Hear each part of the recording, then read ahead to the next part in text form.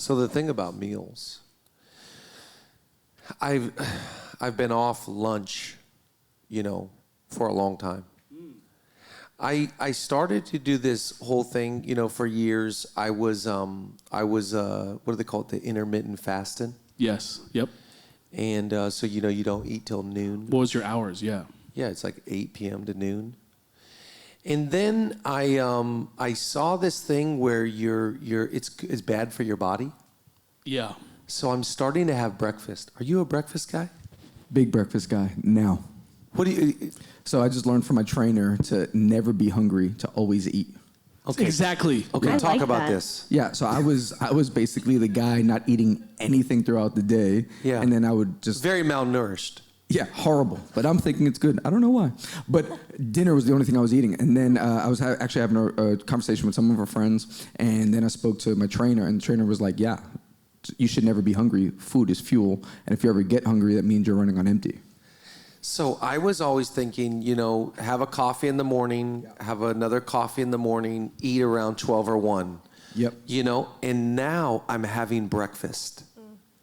What a great meal. What a great concept. It is a great meal. It's like an old friend. You could have breakfast for any meal, and it's in bounds. Yeah, we used to do that growing up. Did you ever do that? My mom Absolutely. once a week was doing breakfast for dinner. Pancakes for dinner were my favorite. Yes, exactly. Yeah. But now I'm having a breakfast like with my boys, like sausage and bacon and all this stuff. And I'm just like, where have I been? What was I doing? Hey, breakfast is great for dinner, but breakfast is really great for breakfast. But I'm still enjoying the coffee, but now I'm skipping lunch. I'm not really eating that much That's not lunch. good, though. Wait, but you're you saying gotta eat all Wait 3 a meals second. and a snack in between. so Yeah. you're saying that I need to be eating all day. Breakfast, snack, lunch, snack, dinner. But what about Bang. our jawline? Do you get Well, concerned? Chad, you look like you have a horrible metabolism. Yeah, It yes. just looks like you can't. Yeah. It's kind of you can't keep frustrating it to hear down, you yeah. complain about weight, by the way. You can eat whatever you want. No, You that's look not great. true. I've been with you. That's I've a been lie. starving myself for years. Yes, same. That's not true. I think that the thing about lunch is that I am finding it far inferior to the breakfast. Tolerate lunch. I think that Yes. breakfast. Agreed. Now that I'm in the breakfast phase Yeah. of my life, left it for a while. Yeah. I think it's a better go than lunch. Absolutely. Lunch is lunch. It's What are you like gonna have It's for an interruption. salad. Yeah, it's a salad. A smoothie. Yeah. I'm mad at like peanut butter and banana. That's a great lunch. But other than that, The breakfast options are off the charts. I'm messing with oats now. I'm doing oatmeals. I'm doing bacon. chicken sausage. I'm having chicken sausage. Yeah. I'm having, the thing I miss the most, I'm having toast. I love toast. Right? Oh, but I'm trying to stay away from carbs. Toast, butter, jam. What kind of bread are you using? Sourdough. I do not limit myself when it comes to bread. Sourdough all day. I do There's not nothing limit better. myself. I love all breads equally. I do not. I'm not prejudiced against any bread. Gluten-free? No, I don't care. Okay. If it's bread, I'm eating it. That's not bread. That's not bread. It's not bread. It's not bread. That's cardboard. But my point is that, like the old saying goes, the most important meal of the day is breakfast.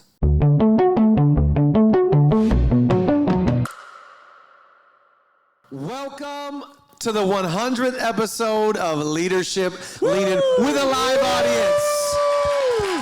Are you kidding me? This is wild, and we are joined for episode 100 with the great Pastor Chris Durso is in the house. Welcome him, everybody. What an honor. This is amazing. is unbelievable. 100. We made it. We made it. We made it. A lot of people didn't make it, but we did. You know what I'm saying? Yeah, but let's name names. Anyways, we are episode 100. We've got some friends that have made it here from all over the place, and we are thrilled and excited to have some guests in the house. Nate Dogg, the Gospel Ninja, is here. April, the great co-host. I more think April's she's not just a co-host, she's like a co-anchor. Okay. I'll roll with that. You got anchor vibes blazer, for me. she's Like, the blazer, the whole I got thing. shoulder pads yeah, on. that's what I'm saying. You could do the news today. Yeah, I'm ready. But I'm here for all of it. Great. And what's Nate? The Gospel Ninja. Okay. Yeah, he's Co-anchor, Gospel Ninja. Yeah, before we went live here on the 100th episode, we found out some things about his, closet. Whoopsies. But this guy's got secrets. It's cupboards, not closets. This guy's got secrets we're gonna expose on TMZ. Chad, you're not that big. Anyways, 101. but we are thrilled to have Chris here, and I wanted to have somebody on that I could have fun with and laugh with, and also who is a prolific leader, and none fits the bill better than you. So thank you for coming out from New York. This is as fun as it gets. It's only taken us 6 years to get here to 100. But 100 is a lot, by Truly. the way. It is, but he was telling me yesterday, we were in the airport talking about Mr. Beast. Yes. Genius. He has how many videos on YouTube? He took him down, but he had over 1,000 videos before this run. Which is amazing. Yes. 1,000 However, videos? you're not just a podcaster. So like if you were to pull a Mr. Beast, that would mean when you're planning services or you're preaching, you have a camera attached to your face, and then that adds as a podcast. Yeah. In addition to everything Encourage else me. you do. Please Oh, help me. Man of God. I appreciate it. I receive all of it. You are the real Mr. Beast. Let me tell you. You are a beast Wow. of a leader. And we Yeah. actually have 100 things that we love about you. Go. Well, Number one. Well, I started eating must have breakfast. missed that I started eating breakfast, and I went beast mode. It's crazy. Yeah, it's through the roof. Got rid of the salads. But we've made it to 100, and I think we were trying to figure it out. You looked up some numbers. We're at something like 2 point. How many downloads do we have in 100 episodes? Toss it to you, April. Okay. Oh, wow. Co-anchor. Okay, well, It's around. you can approximate for us. That's fine. Like 2.4 million? maybe? 2.4 Jeez. million streams. But, I'm not good with numbers, but yes. We have discovered this about We've April. discovered this on stage during segments for the Yes. church, but Heart of let's- gold, numbers of thorn. It's not really working out. But we'll say 2.4 million, Yes. roughly. I think it's a little over 2.4 at this point, but Yeah, but nonetheless, we're just really grateful, really excited. And Nate and I were in Memphis, Tennessee yesterday, and Des Robertson, Blaze's wife, from Connecticut, they're starting a church this weekend, Wonder Lab in Connecticut. That's the name of their church? And the name of their name. church That is is- called Wonder Lab. That's a great That's name. so cool. And WUNDER, Wonder Lab. And she, Blaze and Des have been friends of ours for well over a years. decade. And they're starting this church in, I think, Greenwich. Yep. And we're saying bye to them, and she leans in and she goes, and by the way, I'm a leaner. And I was like, stop. Like, I couldn't believe that Des listens to our podcast. And I was like, that means the world to me. I go, that's Nate over there. And she looks over and she goes, that's Nate? I couldn't tell if it was good or bad. I didn't feel like it was like, no way. Or if it he's was even like, more impressive in person. yeah. It was, I think that's what it was. it was a very just so confusing. striking. She was like, oh my goodness. I just couldn't. I would just. It was like, yep, that's him. I was like, I can't tell how she feels about this, but that's Nate. He's got an issue. But we're just so. And I. Poor Nate. No, it's fine. Many have said that. So, anyways, we joke around. We call it, the leaners. I'm a leaner, and the whole thing for us, the subject of leadership, we've been talking about this subject. Chris and I, by the way, have gotten to travel, the world together, truly. Around the world together, absolutely. Australia, Africa, Europe. Truly. And All over one of my America. favorite memories with you, and I want to just be careful as I tell this story. One of my favorite memories with you is one time Chris I and already know what you're going to say. One time Chris and Are you going to went- Latin I'm America? concerned. We're going to Latin America. One time Chris and I were preaching in Peru together. Don't say where. And Chris Durso and I were reprimanded by Full pastors. Pastor Chris Durso and I were reprimanded by pastors in our hotel room. Well, that's actually not true. You So were this being isn't the reprimanded first and I was intervention. there. Yeah. Okay. I'll take that. I was I'll with take you, that. and they I were was yelling being at you. reprimanded. Chris was a witness. Yeah. And this one I learned that Chris Durso is from Queens, New York. Okay. And so, because when I was being reprimanded, in my head I was just like, oh, no problem. In my head I was just like, oh, I'll just never come back here again in my life. Like, I'm good. So I'm just backing down. I'm like, I would never mean, I am so sorry. Like if I offend someone, by the way, also I'm just like, I feel bad. And so I'm just like, oh my gosh, I am so, please forgive me. So I say my part, and then Chris stood up from the bed. We're sitting. Two beds in the room. Two we're sitting at the end of the beds. Like, the pastors are yelling at us. Yeah. I'm like, I'm so sorry. Chris stands up, and Chris Durso starts walking around, and he's like, hold up. Are you trying to tell me that my free time is not free time? And the pastors just backed up like this, and I was like, dang, I could never do that. But that's leadership. There it is. Well, I was there as an ally, Chad. You know, as I was watching you being treated as a child by a pastor not that much older, by the way, yelling at us for getting coffee or something on like a 5-hour break. It was something as silly as that. It was. And I was like, at the end of the day, too much, and I love you too much. So like, we can't just allow this moment because they're gonna walk out going, "We did a good thing." And sir, you did not do a good thing. Okay? that was not a good moment. This is a lesson in leadership. Yeah. Stand up for your friends. Absolutely. When they're getting bullied and destroyed. Hey, we ride out. Yeah, not me. I was just like, I'm so sorry. I'm so sorry. Didn't mean to do it. I don't think you were in LA yet, so I think had you been here, you would have been tougher. Yeah, I was just a little boy. Yeah, that was Just like a guy pure in QR. At that time, I only had 2 kids. like, bro, you're a father. Why are you letting a grown man? No, you were super gracious. It was definitely a funny moment. It was a funny moment, but to me, it was one of my favorite moments I've had with you. And at the end of the day, we got in trouble for doing what we always do. Yep. And we were just, talking, hanging out, and laughing. And that's what we're going to do today. We're celebrating 100 episodes. We have had, by the way, this is pretty cool. We have had in 100 episodes, we have had I think some of the best leaders in the world on this podcast. You have. People like John Maxwell. God. Could you just hit it? Everything rises and falls on leadership. When he was on our podcast, he was not fresh off of a nap. No, he did not sound like that. Because that was napping, John. That was crazy. Hopefully John doesn't listen to John this episode. Natwell. I don't think we're on John's radar, but that's fine. I think John's in his palace, he's preparing to walk out to the yacht. But anyways, John, you're going to bring out a bad side of me today. I got to stay focused. So, John, Craig Rochelle has been with us.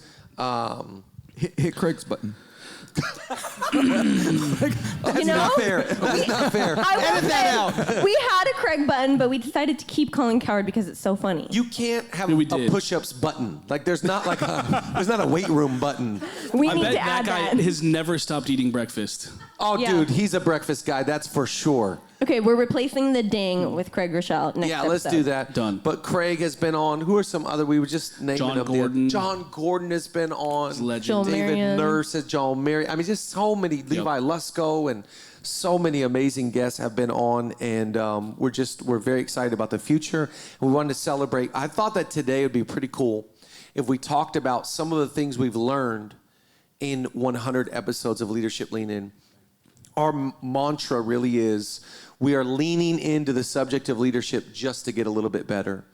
And I cannot promise perfection, but I can promise progress. That's right. That's the whole goal of leadership is I cannot be perfect. There's no such thing as a perfect leader. There's a dark side to every leader. So there's strengths and weaknesses to all leaders. Some leaders, their strengths are glaring. They're just on full display, and at the same time, so are their weaknesses. So I cannot promise perfection, but I'm trying to get a little bit better. That's why I lean into this. Part of this podcast for me is out of Proverbs 4. Proverbs 4 says, call wisdom your sister. It's calling out to you in the streets. Put wisdom around your neck. It will promote you, advance you. It'll take care of you. Wealth and honor are in your left hand. There's just so much there for me. So I've always wanted to lean into the subject to get a little bit better as a leader. And so today we're going to talk about some things we've learned from the podcast. I'm excited about it. This is exciting. I was just going to say, I think we had you on episode 24, Chris. Oh, Wow. So you're one of the 100. You're one, yeah, via yeah. Zoom? I was wondering which. Yeah, it was via Zoom. Yeah. via Zoom. 24. That's a good number. Those were dark. Well, it's Ken Griffey Jr. number. It's Kobe Bryant number. Yeah, I mean that's why you had me there. Yeah, that's why we intentionally put. We go when we started. We go, who's going to be 24? I go, well, Durso reminds me of Kobe. Oh, that's the greatest thing you ever said to me. What a compliment. There. Keep rolling. Mama. You know, we've learned so much from talking about the subject and studying it and Yep. trying to become, I think it should be the goal of every parent, the goal of every business leader, the goal of every, whatever sphere or industry you're in, to become an effective, efficient leader. That's the goal.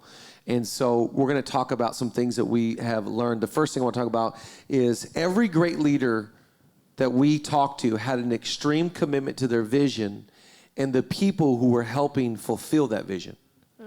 And so you could sense which I always love, like you talk about visionary leaders. I think the first role and the responsibility of a leader is to get a vision. You know, the Bible says it this way, like when there is no vision, people cast off restraint. Wow. So in other words, like why would I, not drink a bunch of Jack Daniels, Nate? Why would I not? This is just, we're just having fun. But why would I not participate in these things? Because I've been arrested by vision. Yeah.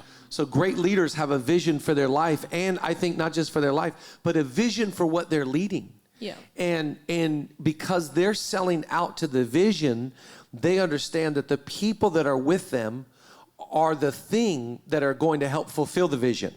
It's not money that fulfills a vision, it's people. And so we've got to give ourselves to the vision that is on our life or in our heart. And I always hold on to that thought. If I've got something big in my heart, I've got something good in my hand. So I know that that's part of being a leader. Part of being a leader is just going like, dude, I saw something. I felt something. I know. I just so believe in pictures and dreams and getting that idea. Write it down. If you're a leader, you're writing that down, making it as plain as possible so whoever reads the vision can run with the vision. That's great. So I think you got to get the vision and then sell out to the people that are working the vision. That's right. Yeah.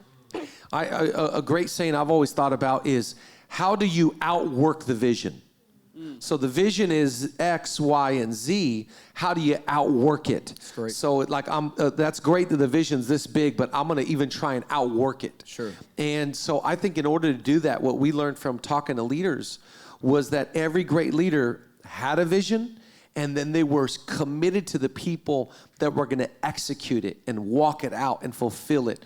When I start talking about being a visionary leader, when I start talking about people that work the vision, what comes to mind for you? Like, what's one thing that stands out right away? Well, first off, I'm not just saying this. I think when I look at you, though, you've always been that leader that is sold out to the vision. So I remember being with you, talking about LA, dreaming about LA, thinking, I've never lived anywhere but New York. And then next thing I know, you're living in LA. And you're doing what you need to do in order to launch this church. And then after the church, we're doing a conference. And after that, we're doing an album. And then we're doing a podcast. And it's exactly that. I think so often great leaders make things look easy. But in actuality, it's not that it was easy, but that their spirit was easy. And Wow. they said yes to it. They leaned all the way in on it. That's why this idea of leaning in is so essential. On a side note, by the way, we could say, man, it needs vision. It's not about the money. So somebody could be watching this go, but tell me how to get the money. And here's what I know. Provision always follows vision. That's right. Wow, that's Provision really good. always follows. So Every if you're time. doing what God's given you in your heart, he's gonna grace you for it, and he's favored you for it, which means there's something ahead that's gonna help you take care of it. But man, it's that initial step of faith. Believing in what's in my heart, whether it's a business idea, a company, a ministry, I'm going to step towards it. And as I step towards it, resources are going to follow me. And I think that's so key because there are so many people that wouldn't have left Seattle and they just would have had a dream. The difference between a dream and a vision is something becoming a reality.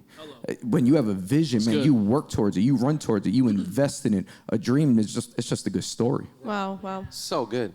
I think, and by the way, I get really scared of the leader that is more committed to the vision and their loyalty to that than the people that are executing the vision.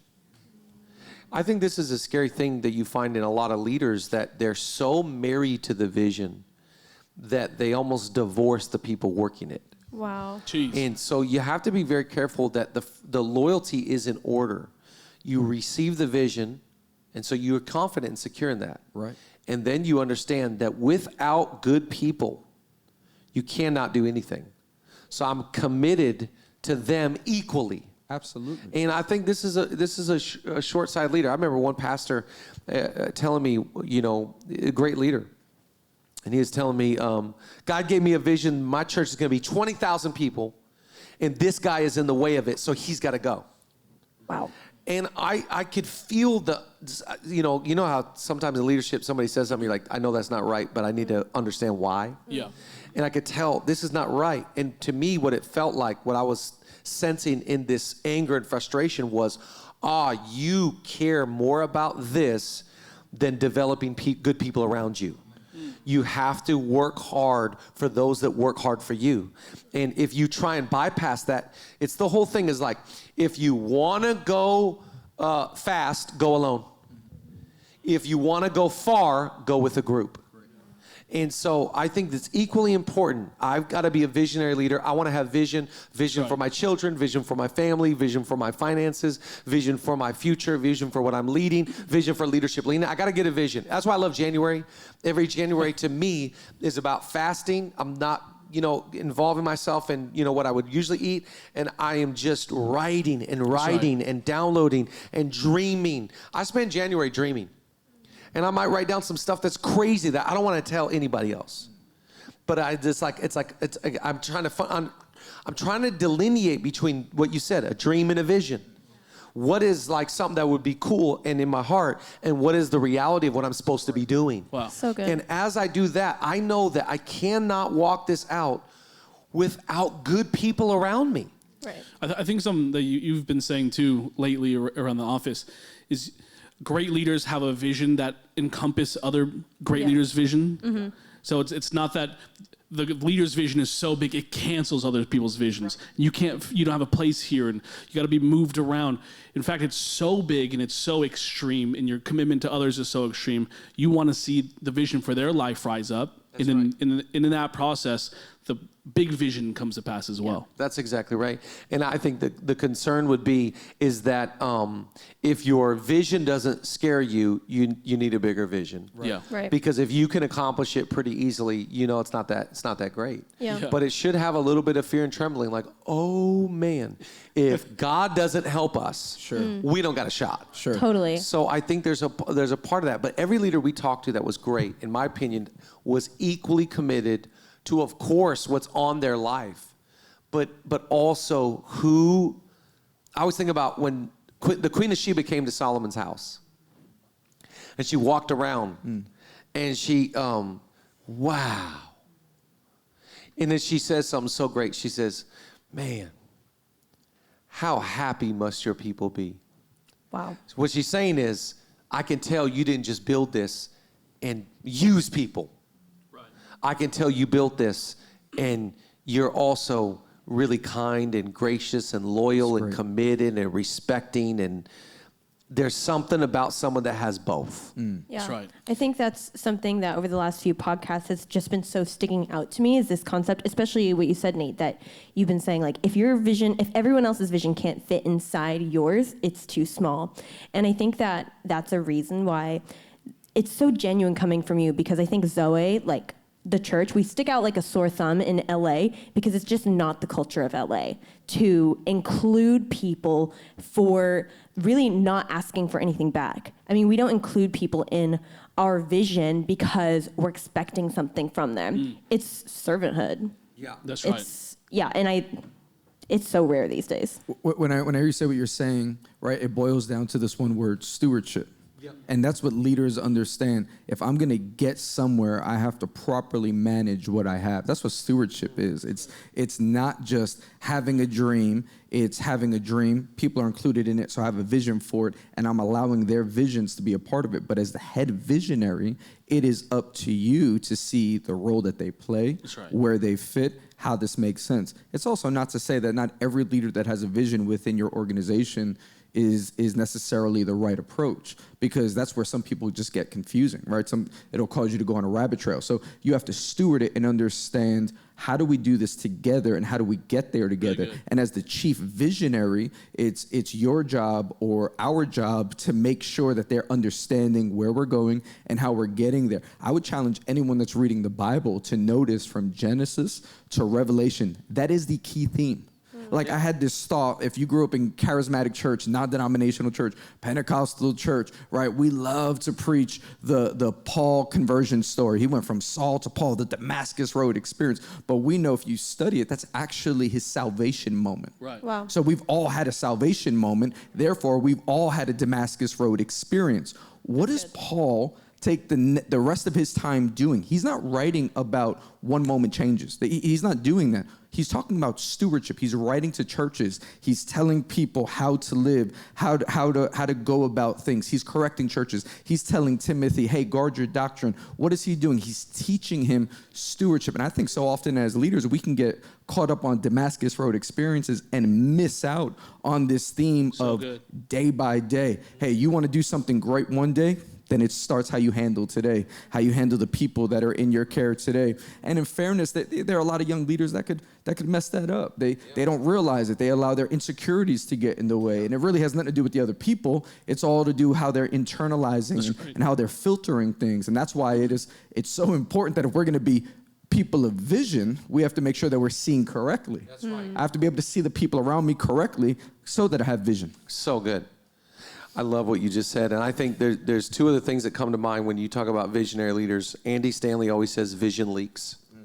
So you got to keep the vision in front of people. And I think you got to keep it in front of yourself. Right. Always having that vision in front of you, never forgetting what you're called to do, who you're called to be, what you're supposed to be doing. Don't let the vision leak. And then you got to just stay the course. Be patient. I'll never forget the first time we had a Zoe conference. I walked out onto the stage, and I look at the Wiltern is completely packed, and I remember it being a moment for me where I actually stood in my vision. So now I saw that years ago. I saw that picture, so it was a little deja vu, because I saw it. Wow. And then you got to do the practical stuff and build and build and build and just put your head down. But then just one day it's going to come to pass. Wow. And one day you're going to stand in your vision. And then it's just a cool moment. You go, okay, cool, thanks. And then you go and you get a bigger vision. That's right. And you just got to keep being a visionary leader. Here's the second thing I put down. Every great leader skips on their way to work because for them it's not work. Oof. Amen. John Maxwell always says that never work a day in your life. That I think there's something about a leader that is enthusiastic. Something about passion. You can't put a price tag on passion. You can't, this is our 100th episode, and, as God is my witness, this is my Bible, because this is my phone, my Bible's on here. I have not received $1 from Leadership Lean-In, personally. I've never wanted $1. I've never done this for money, but I've skipped on my way to doing every podcast. Yeah. Does that make sense?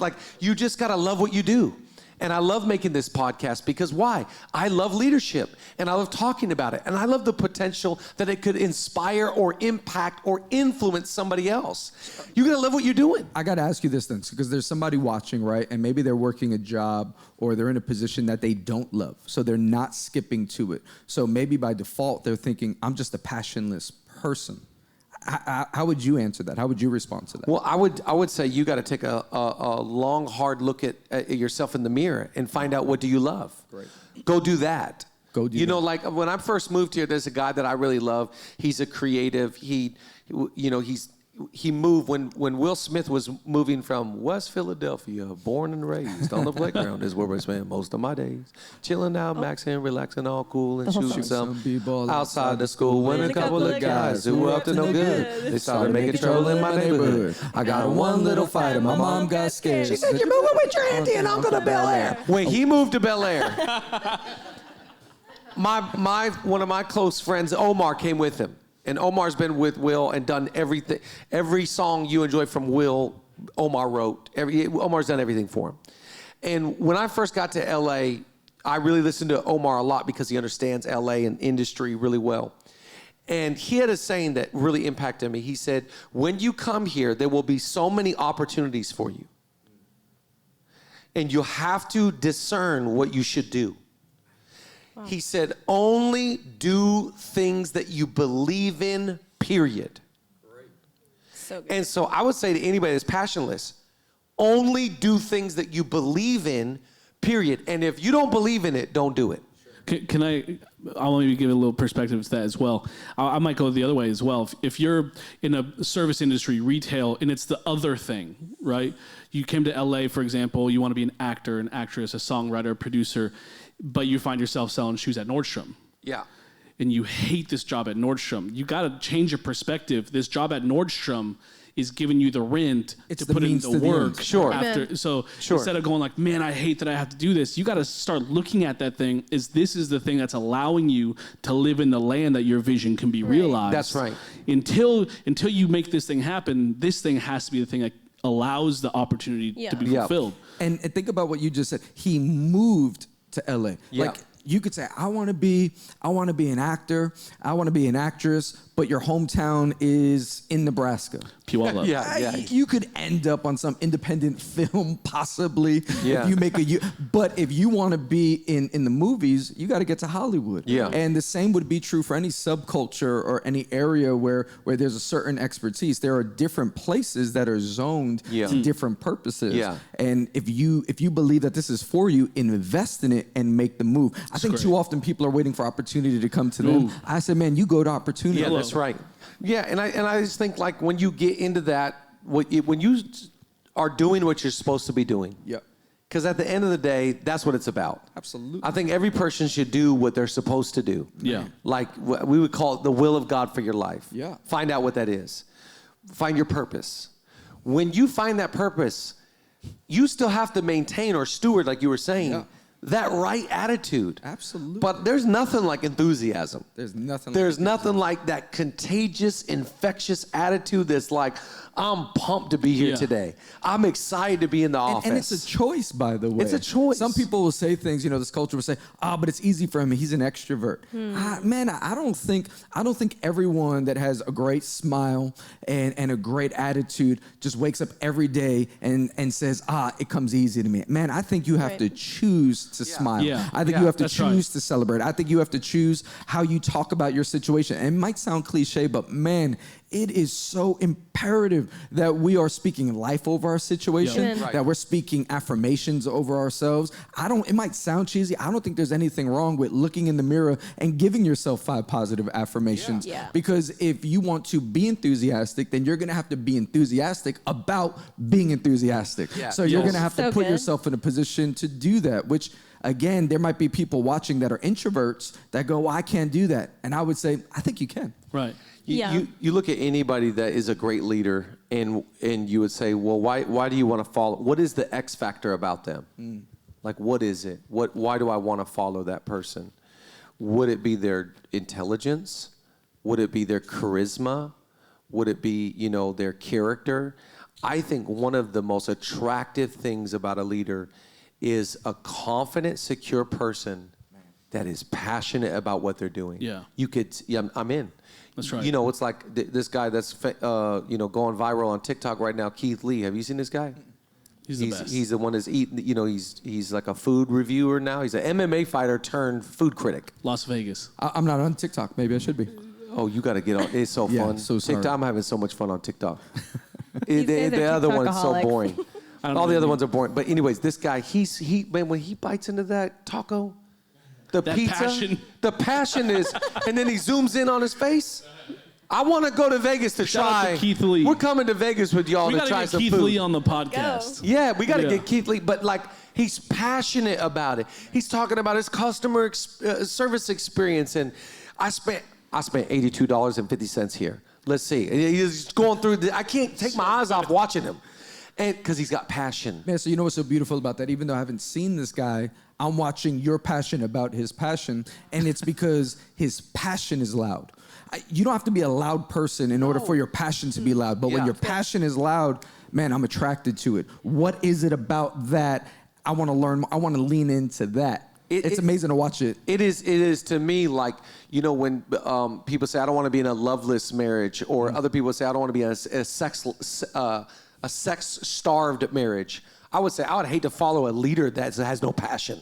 Right. Like it's got to be like the number one ingredient. Don't laugh. I can say that. I'm trying to figure out where you were tracking with that. I can say that. Where are we going? I want to get an amen from the married people. You're like, We could say amen. I was trying to figure out your train of thought on it. You also pause. you You're trying to unlock you your stuttered at computer. the wrong time. No, I'm just like, where You is just- this I almost going? said, You know, people that is sex. sex-starved. Hey, that's your new I'm like, button. great, we're gonna have to cut this. Make that a button right there. I don't want a sex-starved marriage right there.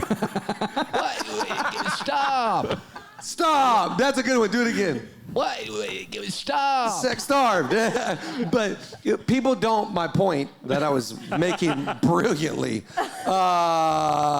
is that you can't follow someone that doesn't. And it's obvious. Like when someone loses their passion, it's like, yeah, they don't care. It's like they stop caring. They just like, they're putting in such minimum effort just to get by. Yeah, I was going to say, too, I think difficulty is a poor measure of purpose. And what I mean by that is people think that if it's easy, it's your purpose. Wow. But most of the time, the majority of your purpose is difficult. That's right. And then you get to something fulfilling.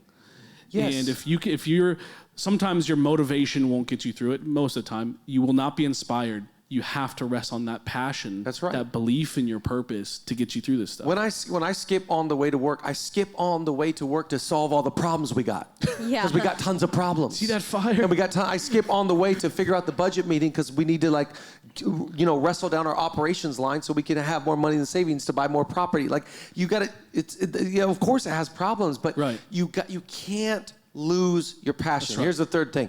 Every great leader we interviewed used an example from something they learned that week. And I love that because they were always like, I just read. Yeah. I just saw. I just listened to. I was just talking to. For me, one of my favorite thoughts is they say of comedians, always have something, fresh in your pocket just in case you got to, stand up and have your moment. I think, as a preacher, you're a world-class preacher. You got to always have to have a fresh word. It's like I can't preach what I was preaching in Peru, getting yelled at by a couple of...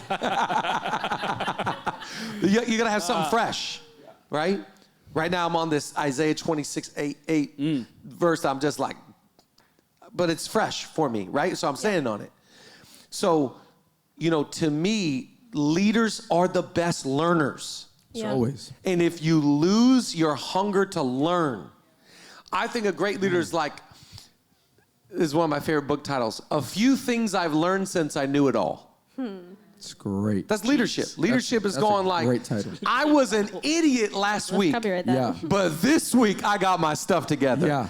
There's something about, they say the greatest leaders are the greatest followers. And something that I've really tried to work at as a leader is doing a 10 times better job at following and submitting and that receptivity. By the way, I think a sign of a great leader is they can learn from anybody. And anywhere. Anywhere. Anywhere.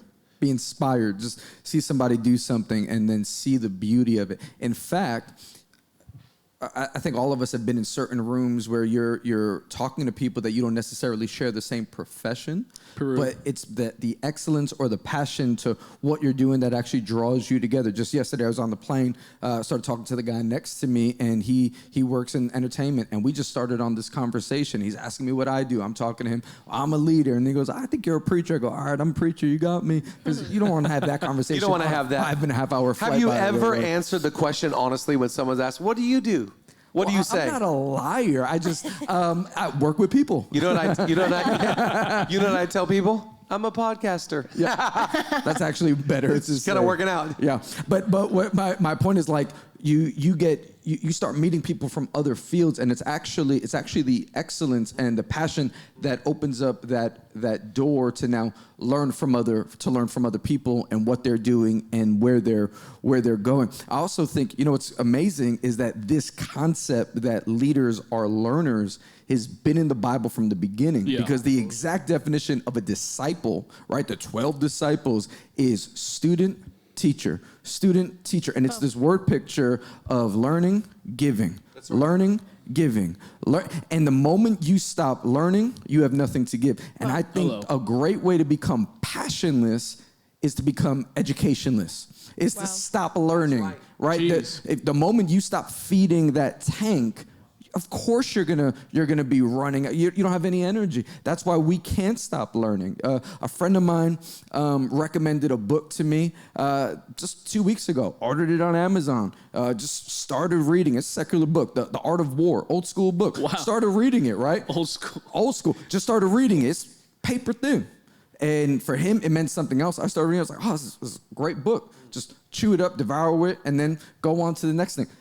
I could say, well, you're a pastor. You're not in the army. Well, yeah, but at the same time, there's something about this man's passion that the principle of it can teach me. And I think that's also really imperative. You could learn from, and you said it so well. You could learn from a chef about being a great leader. You could learn from someone working in construction on how to be a great communicator. You're always learning. I think that's what I love about Gen Z.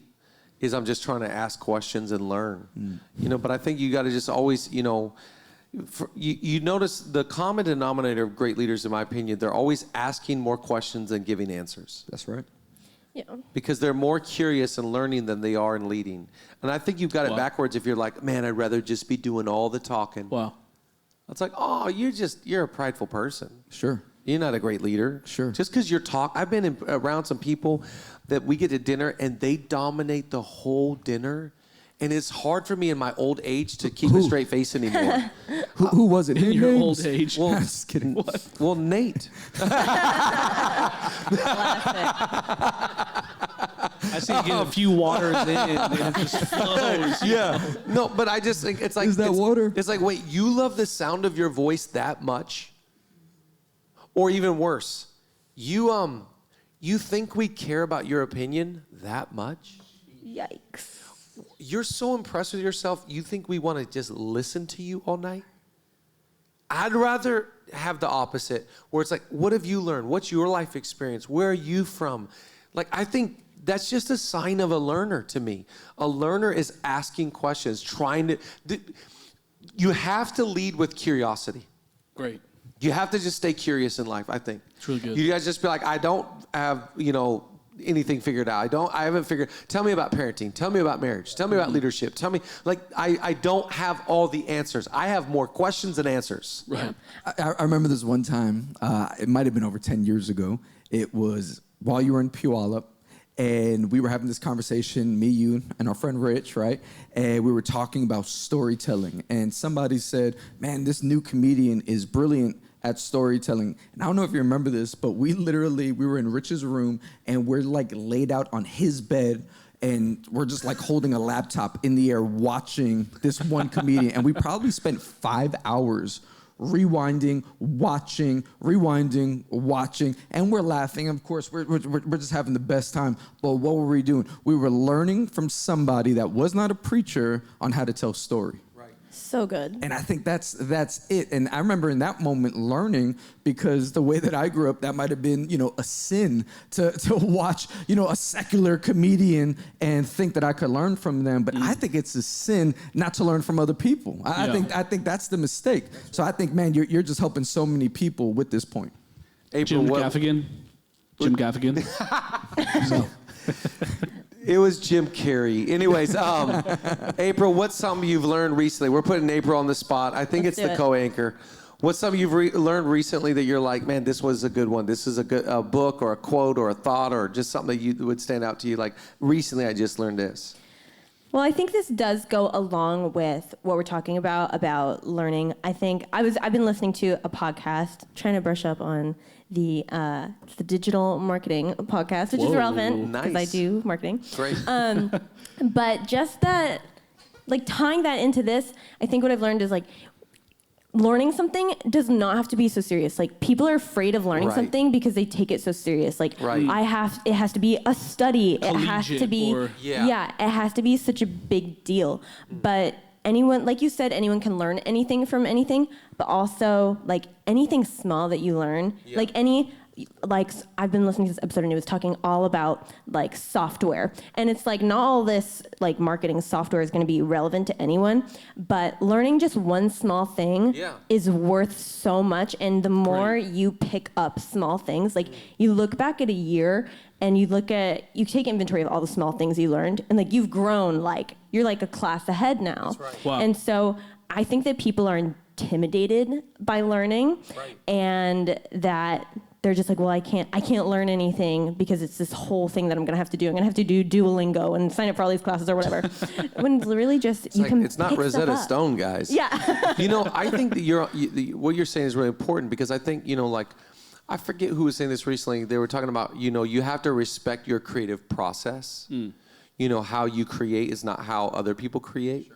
So what, like for me, I grew up in the coffee shop generation. So I used to study in a coffee shop with the sound of coffee being made and people and customers and music. And so to me, that noise allows me to focus. I can't really focus in the quiet.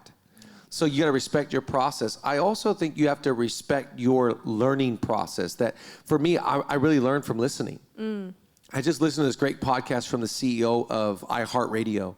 She does the podcast division. And she said, our eyeballs are exhausted. We're so overstimulated, but our ears are not.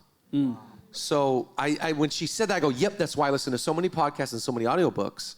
Right. And that's how I learn. Good. I learn via my ears, even more than reading, because my eyes feel exhausted.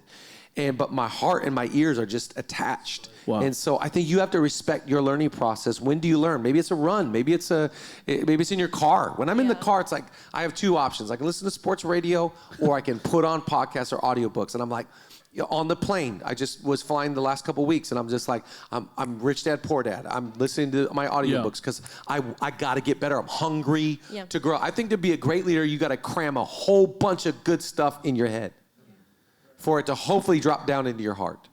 And if it gets into your heart, then it'll come out of your mouth. But the content you consume becomes the content you create. I cannot give away what I do not have, so I got to just get a bunch here. All right, this is the 100th episode of Leadership Lean In, and I'm just going to say it. We've had Athletic Greens with us for a while now, and they're sponsoring this episode as well. I love Athletic Greens, and especially AG1. Okay, it's a packet. I put it in my drink. It gives me all the vitamins, all the nutrition I need for the day, and I take it every morning. I'm just going to tell you right now, I'm not a vegetable guy. I mean, look at me, but I get everything I need from AG1. I take it, and then I go to the gym right down the street from my house, and I feel like I'm unstoppable, okay? So we want to hook you guys up. We think that you should have AG1 in your life in Athletic Greens. I'm telling you, like I said, I'm not like a big veggie guy or a salad guy, and so this is perfect. It tastes great. It's easy to take. It's fast to do. So grab your AG1, and I want to make sure I don't mess this part up, so I'm going to read it to you, okay? If you're looking for an easier way to take supplements, Athletic Greens is giving you a free 1-year supply of vitamin D and 5 free travel packs with your first purchase. Go to athleticgreens.com/LLI. That's athleticgreens.com/LLI. Check it out, and you're not going to regret it. Next one, number 4. Every great leader was a proactive risk taker. That's great. And I love this because I think you cannot be a leader and play it safe. Right. To be a leader is to step out and to risk reputation, risk safety, risk money, risk comfort. You are in the risk-taking business if you're going to be a leader. That's great. And so I love that because to me, I'm like, the greater the risk, the greater the reward. Yep. Yeah. So you can't have the reward of X, what you're going for in your business, your company. In our field, our reward is attached to people coming to a decision, Yep. becoming followers of not even us. So that's our reward. I cannot get that reward without a risk. And so even yesterday in Memphis, I love this question, because yesterday I was talking to John Siebling, who you know and love, and he's a hero for me. Amazing. He's really good with money. Yep. Crazy. And I said, was there ever a time that you felt like you weren't good with money, or like ever a time that you were like stressed about money? And he tells this story about where he put his church in such a financial liability. They took on too much risk, and they were strapped and they were stressed and and all this stuff. So when he got done telling the story, I said, let me ask you a question. Would you do it again? And he said, absolutely. Because the reward was so great. Right. And I just think, I love that, because I think playing it safe is to just to bow down. Yeah. Playing it safe is just to be like I jokingly make fun of myself when it comes to Julia and I. Julia is built for like pain tolerance. Julia is the person, like, she broke her foot, so at night she brings out this big bowl and she fills it with ice and some water, and she puts her foot in there, and she gets the boys to see who can last the longest with their foot in there. And so my 7-year-old's like, Maverick's like, he's got his foot in there and he's like looking at his mom, and I'm like, I would have been out in 3 seconds, done.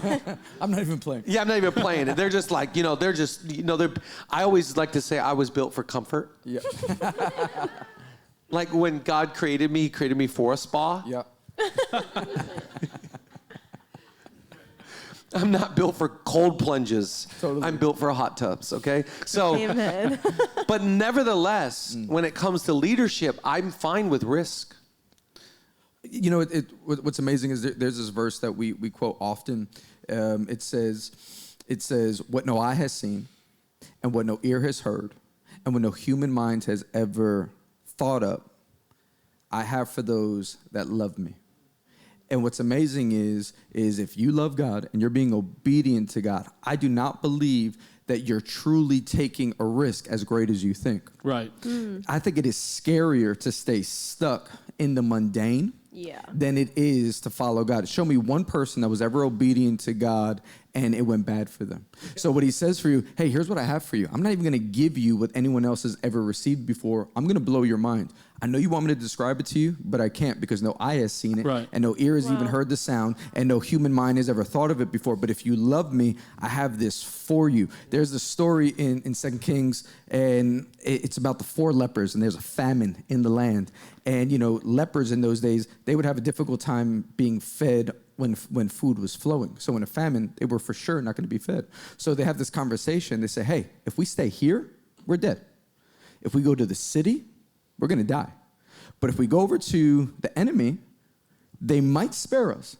And then they say, I love it. They go, but if they kill us, then we're dead, which is, that's what happens when someone kills you. But it's this idea. They think they're taking a risk. And when you look at what they thought were their only 2 options, their only 2 options were this. They spare us or they kill us.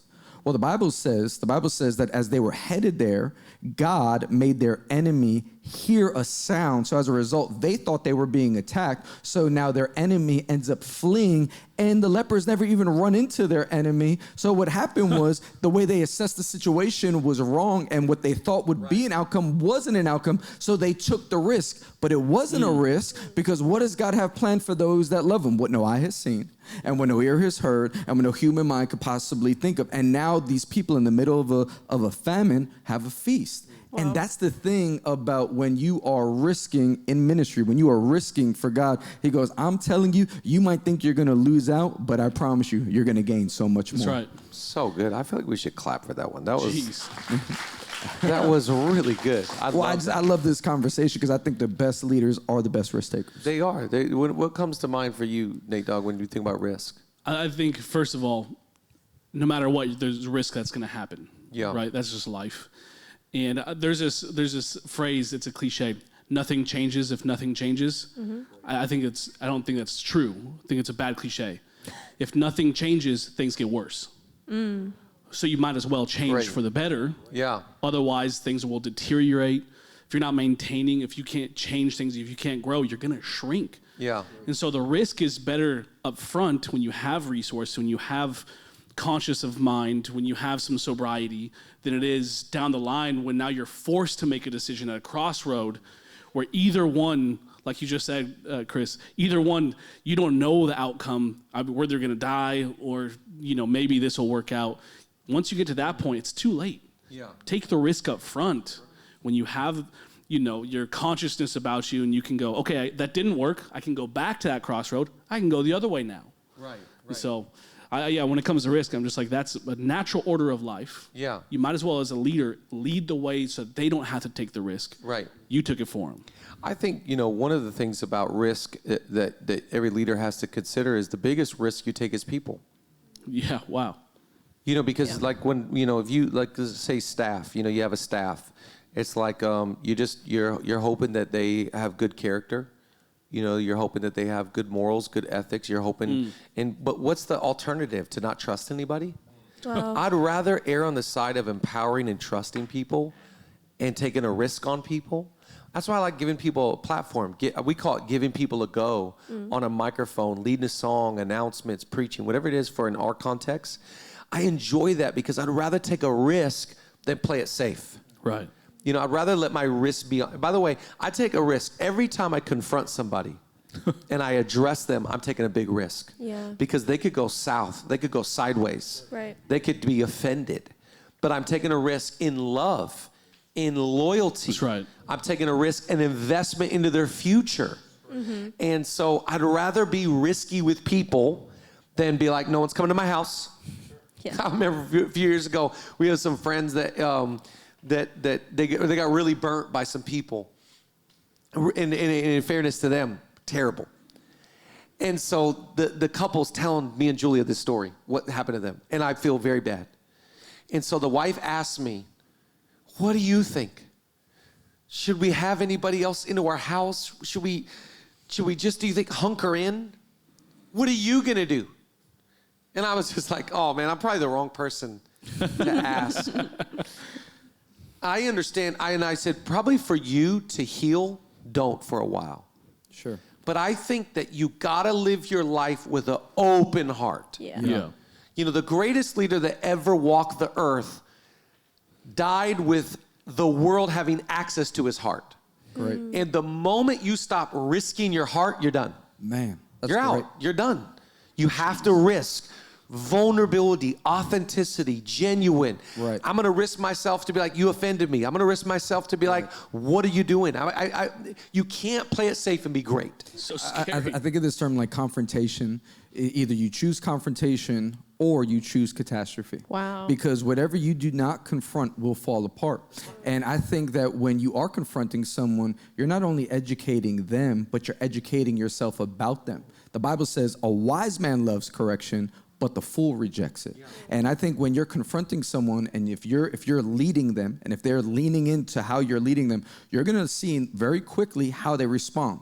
Right. I'm sure you've had a moment where you're saying, hey, I'm telling you this because I love you. Yeah. If I didn't love you, I wouldn't tell you. Right. But because I love you, I got to tell you this. Yep. And then you're watching how they interpret it. And then you go, oh, but maybe the bad was on me because I didn't realize I thought you were further along. And that's okay. That's not in a demeaning way. What it is it gives proper perspective. Now I know what I'm working with. Right. Now I know where we could go from here. And I think leaders do themselves a disservice when they don't. They just go, I'm just going to pray about it. I'm just going to pray God takes care of it. Bro, wow.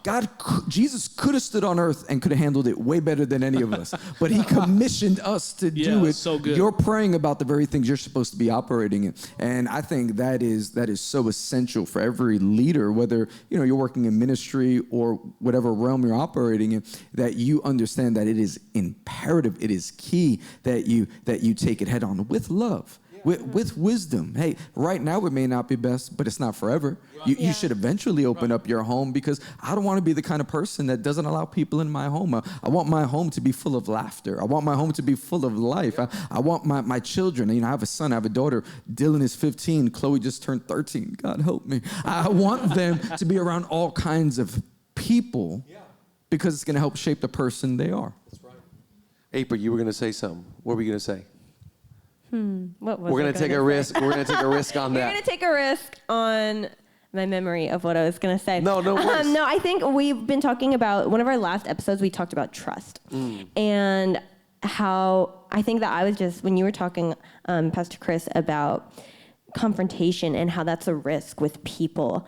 I mean, confrontation is so funny because people look at it, I mean, I've looked at it. I've grown so much in being here, just learning about how confrontation is like the healthiest thing we can do, and it builds so much trust because it shows people that you are open to talking and you're not afraid to take those risks, and you see people worthy of the risk.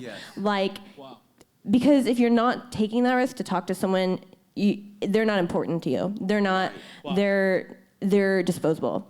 But you're able to risk, your discomfort, your feelings, maybe even like the chemistry in, let's say, the office for a bit. You're willing to risk that for a person, for the relationship, for their place in the organization. I think that says so much. It builds trust and it builds relationships. So Totally. Risk is And what a are good thing. relationships built on? They're built on trust, respect, and communication. So if you come and tell me what you think and how you feel, I actually trust you more. Right. You didn't lose trust, you gained trust. So I think it's just it's a big deal. I want to get to our last one that we put down here, and that is every great leader was trying to become the healthiest version of themselves. Hello. And I love this word health because I do not think that leaders should go after balance. That's kind of like, to me, an off-putting word as a leader. I know I can't get balanced, but I can get healthy. Again, I personally think that the greatest leader that ever walked the face of the earth is a man named Jesus. And it says that Jesus was so busy he didn't have time to eat. So there's not a lot of balance. He didn't have a place to live. So I don't see a lot of balance in that schedule. But what I do think he was very committed to was health. And I think that is the most important thing to me, is like having a healthy soul, having a healthy home, having a healthy team, having a healthy environment. And I think that should be like our goal. Why did I stop eating lunch, really? I started eating breakfast because I heard a guy be like, that's so unhealthy if you're starving yourself for that many hours, and this is very bad for your body. And I'm like, I'll do whatever to be healthy. Right. That's kind of where I'm at. It's like, if you tell me it's healthy, I'm going to do it. The funny part is, though, that like we just said, Jesus didn't eat. But then we're like, no, you need to eat. Trying to be healthy, man. Don't skip lunch. I'm not the son of man. But I think this is really important for us, because it's very difficult for, I think, all leaders to really be honest with themselves about what is unhealthy. Sure. That's great. Wow, yeah. And so if you can just identify, this is toxic, this person is toxic, my thinking is very bad, the way I'm handling this is immature. Yeah. The way to get into health, in my opinion, is to address all the unhealth. Right. Because all of us have unhealthy things in our life. All of us have things that are slowing us down, making us struggle, making us unhappy. So it's like, if it's sleep, then let's address it. Sure. If it's a bad attitude, if it's, fill in the blank, could be diet, could be sleep, could be exercise. I saw a thing recently that's like, you need sleep, diet, exercise, and rest. Mm-hmm. So is it that's causing you to not be healthy?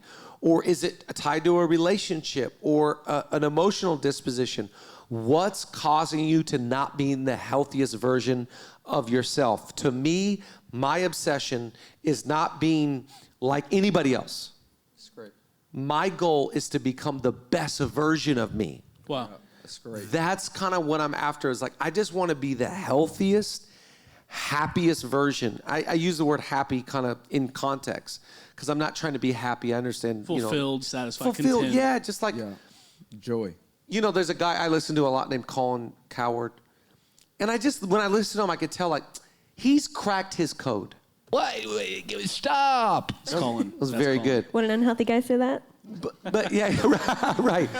But to me, it's like, you've got to unapologetically be you. Yeah. Right. Like, if you like going to bed early, go to bed. Sure. Mm-hmm. If you like getting up early, you gotta crack your code. What's funny is I remember this one time with you. We were in LA. A bunch of our friends were all here, and we had all just flown in, but you had just flown back home from somewhere. And we were like, oh, we're gonna go have a great dinner, and then we're gonna go back I don't know, somewhere else to someone's home or someone's hotel room, and we're just gonna laugh with each other. And I'll never forget, we're all walking, and then all of a sudden, someone goes, "Where's Chad?" And we turned around, you're down the block. And you went, "I'll see you tomorrow, guys." And we were doing all the things that, good friends would do. We were calling you names. We were guilting you. We were shaming Great friends, you. man. Yeah, great friends say, "I flew all the way over here." You know what I mean? We do all that. He said, "No, I gotta go to bed." And I'll never forget that. I was like, man, he made the best choice for him in that moment. You know what I mean? Like that. Yeah. That's what wise people. That's what smart people do. I also think you alluded to it earlier because you said, "Man, no one's perfect."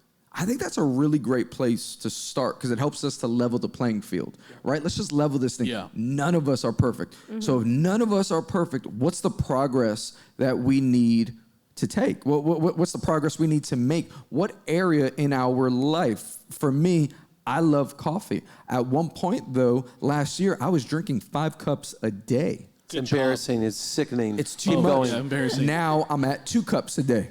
Way to go, Chris. Yeah, Progress. even though today I had 3, but you know what I mean. Sorry, Progress. I repent. But I realized though it's what was messing with my rest because I wasn't able to sleep. And hey, I found out that if I want to be healthy, I should be sleeping 7 to 8 hours. I was like 7 to 8 hours. That's like a lifetime, man. I'll sleep 4. I'll sleep 5.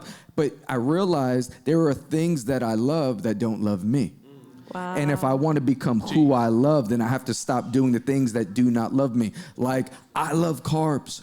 Carbs don't love me. You know what I mean? I gain weight the moment I say carb. There we go. I just felt it. But I think there are decisions that we have to make so that we could become who we want to become. Why? Because we're not perfect. Man, what a sobering thought, by the way. That shouldn't be a scary thought. That should be a sobering thought. I'm not perfect, so there are things that I have to do to help myself so that I could progress. Say that line again. There's things that I love. That don't love me. So good. I think I'm like, man, we gotta make that a button. I know that's a button. I got a button. Things that I love that don't love me. That is such a good line. And I think that, for some reason, we look at superhero leaders and we go, we got to be like them. Yeah. And I think it's a lie. I think you got to be like you. Yeah. You got to learn from them, but you got to live like you. Yeah, to me, part of the maturation process is just getting really comfortable in your own skin. And just be, there's nothing better, again, I said it earlier, but a secure, confident leader. And that's health to me. Health is going like, you're healthy when you stop comparing. Mm-hmm. You're healthy when you start celebrating the success of others. That's right. And you're healthy when you're really just, there's a truth I think about leadership a lot, which is don't look to the right or left. Keep your eyes straight in front of you. Part of that is going like, I'm excited about my life. Yeah. I'm gonna develop tunnel vision. I'm excited about where I'm going and what I got vision. I've got passion. I've got future. I've got a lot of great people with me. Man. I've got a family. I got friends. I got people. I got support from my loved ones. What else do I need? Oh, sleep, diet, exercise, rest. It's the saying, if you ain't rested, you ain't ready. So because I want to attack, like right now, I really feel like I'm in attack mode. It's kind of one of my themes for this year, is I'm in attack mode. And last year wasn't attack mode. Last year was like crisis manage mode. Yeah. It's like a little bit like, oh God, duck for cover. But now I'm going into attack mode. As I do that, I don't have time to be fooling around. Yeah. I think that's the other thing is like, to be an effective leader to me is to live with such a clear conscience because you've actually scrubbed out your motives. And you can always, the thing about leadership is like you can actually discern when someone's motives are very selfish, very self-serving, very narcissistic. But when you feel like someone's actually caring about you and leaning into your world and serving you, you'll die for them. You give them the world. So you got to be healthy, and another word I'll use within that is whole.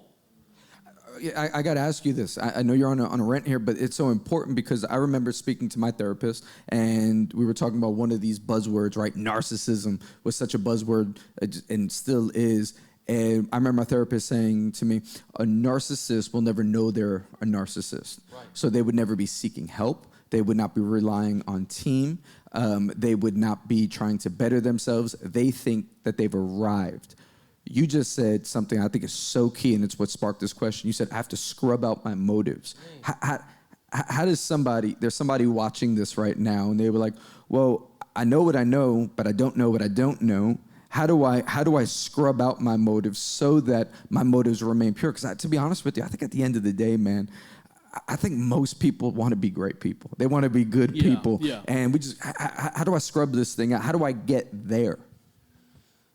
That's a great question. I think to me, scrubbing your motives to me is being brutally honest with your intentions. That's great.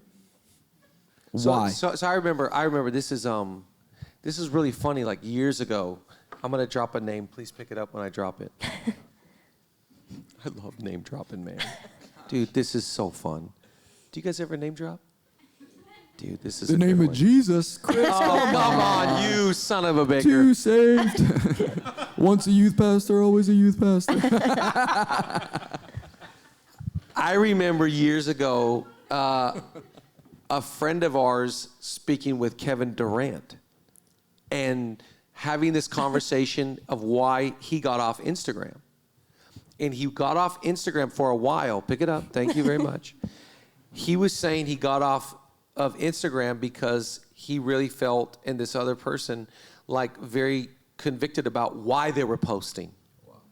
To be seen, to gain respect. So it's not about, think about leadership. Leadership's all about serving. In a social media generation, it's all about self-serving.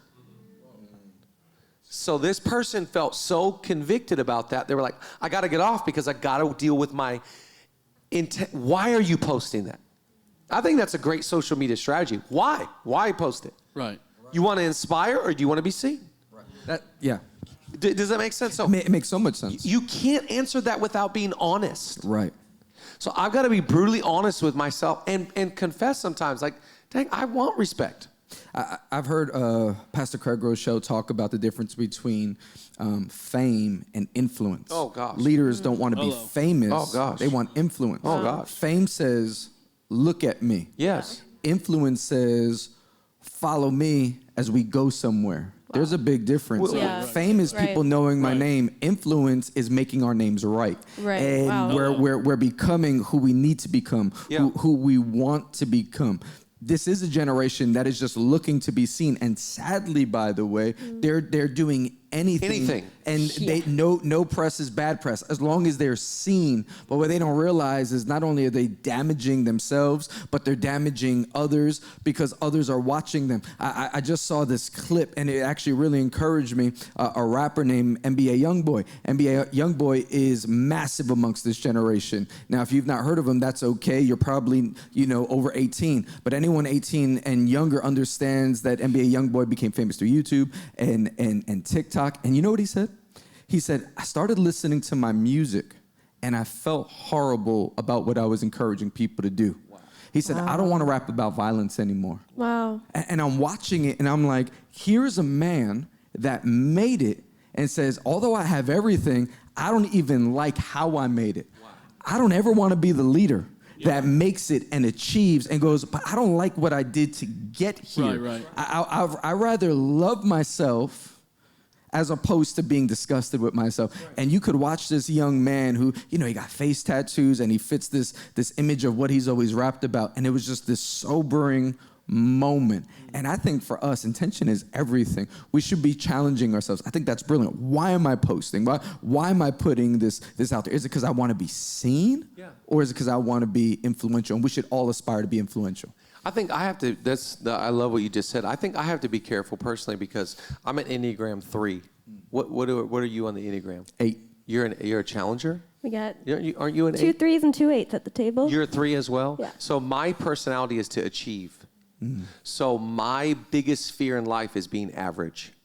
That's like my fear. I feel like I know that about you. No, I'm kidding. No, but you do. Like I'm petrified of being average. That's like, so it's like, but I have to wrestle that within me to go, why? Like what, so do you do things truly for the glory of the one that created you and for the service of others? Or do you do things so that you're not average or seen as average. I'm watching the Bernie Madoff documentary right now, the new one on Netflix.